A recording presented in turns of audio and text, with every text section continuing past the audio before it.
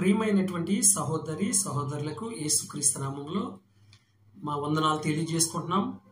అమ్మ, సహోదరి, సహోదరుడా, బాగున్నారా?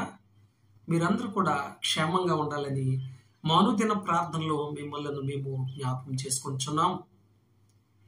ఈరోజు దేవుడు వాగ్దానం ఏంటంటే, యవనస్తుల గురించి కొన్ని విషయాలు దేవుడు మనకి బయలుపరచబోతూ ఉన్నాడు.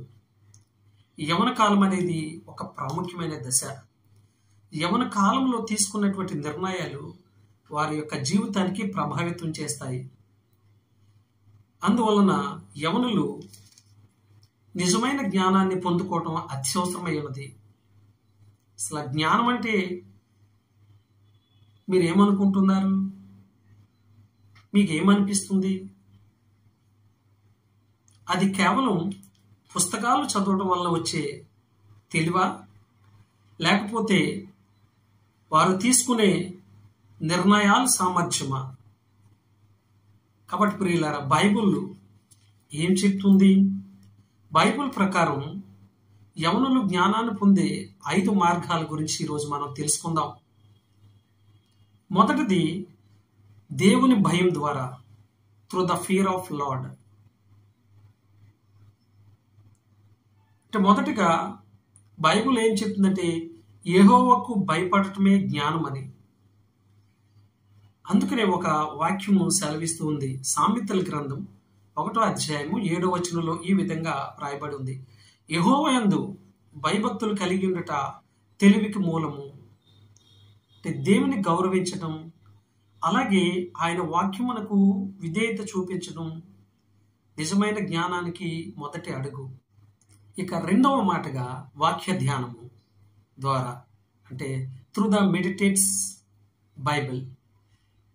కీర్తనల గ్రంథము 119వ అధ్యాయము 9వ వచనంలో ఈ విధంగా మనకి వ్రాయబడి ఉంది యవనస్తుల గురించి.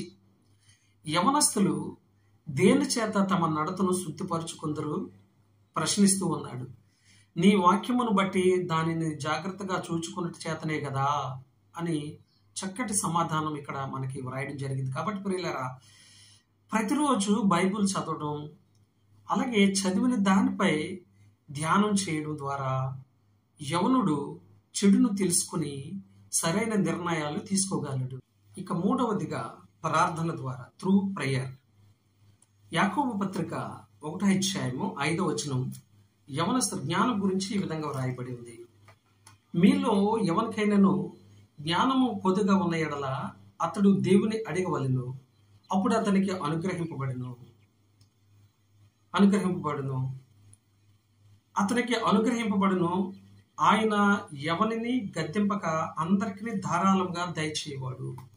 ఎవరిని గద్దింపక ధారాళంగా దయచేవాడు. కాబట్టి దేవుని వద్ద జ్ఞానాన్ని కోరిన వారికి ఆయన సమృద్ధిగా లేదా స్వయంగా దారి చూ.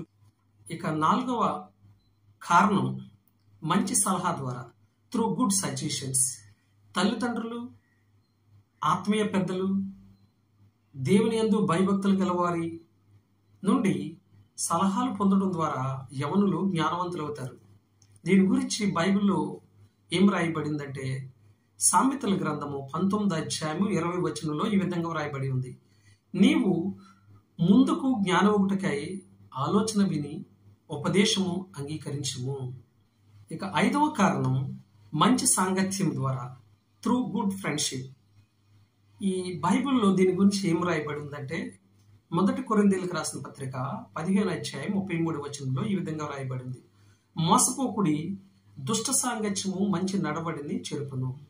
కాబట్టి ప్రియులారా, చెడు స్నేహాలు జ్ఞానాన్ని చెడగొడతాయి. అలాగే దేవుని భయం ఉన్న స్నేహితులతో కలిసి ఉండటం, సంఘంలో భాగమై ఉండటం ద్వారా జ్ఞానాన్ని పెంచుతుంది. ఇక ముగింపుకు వస్తే, మొత్తానికి చెప్పాలంటే యవనులు జ్ఞానం పొందడానికి మొదటగా దేవుని భయం, తర్వాత వాక్య ధ్యానం, తర్వాత ప్రార్థన, ఆ తర్వాత మంచి సలహాలు తీసుకోవడం, అలాగే మరియు మంచి సాంగత్యము, ఈ అన్ని కలిసి అవసరమవుతాయి. ఈ మెసేజ్ మీకు నచ్చితే లైక్ చేయండి, షేర్ చేయండి, సబ్స్క్రైబ్ చేయండి. అలాగే ఈ మెసేజ్ గురించి మీ కామెంట్ రూపంలో తెలియచేయండి. మీ అందరికీ వందనాలు. God bless you all.